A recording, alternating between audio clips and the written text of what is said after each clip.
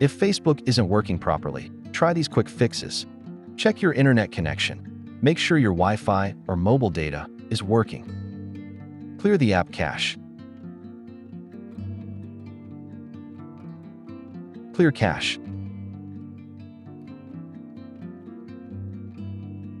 Tap on Force Stop. Update Facebook. Go to your App Store and install the latest version of the Facebook app. Restart your device. Turn your phone off and back on to refresh the system. Check if Facebook is down.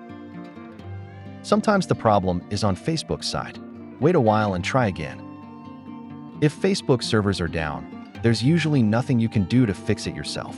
Once Facebook servers are back online, the app and website should start working normally again.